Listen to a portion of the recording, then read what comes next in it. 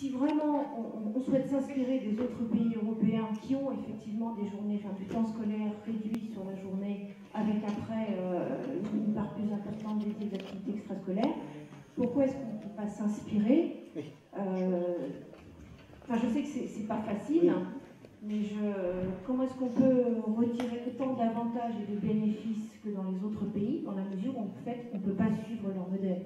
En Allemagne, la tendance est de copier ce qui se fait en France, parce qu'il y a une augmentation, notamment parce qu'il y a une augmentation de la volonté des femmes de travailler.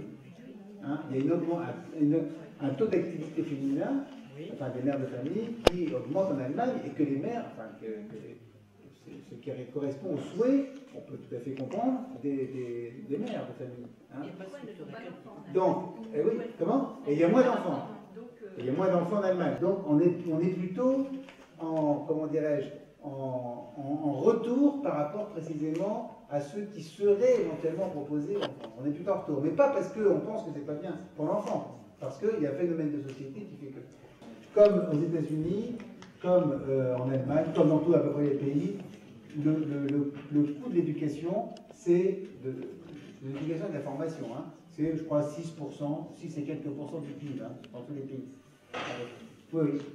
En France, 5,5% est payé par le public, enfin, est mutualisé par le secteur public. Parce qu'en fait, c'est une mutualisation, en fait. Et 0,5% par les familles. Aux États-Unis, je crois que c'est 4, c'est 2 par le public, 4 par les familles, ou par les étudiants, enfin, etc. Ouais, si on veut mettre plus d'argent sur le primaire et sur le collège, on peut parfaitement. Il faut payer moins, il faut que l'université coûte quelque chose, comme ça se fait dans la plupart des pays. C'est un choix aussi, ça.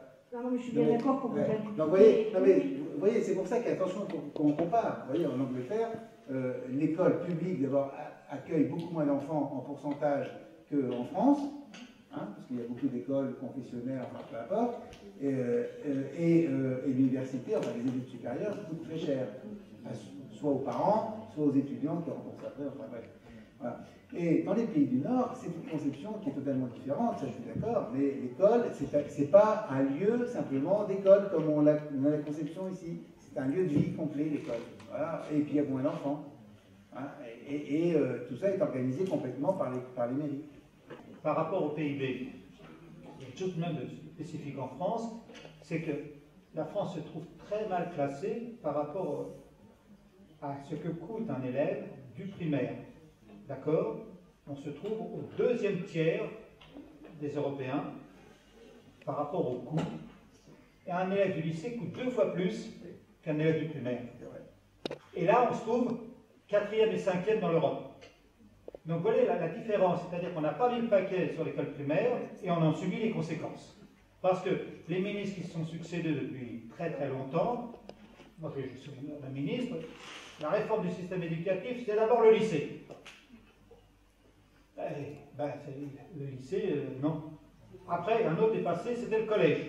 Et quasiment aucun, n'avait mis l'accent sur l'école primaire.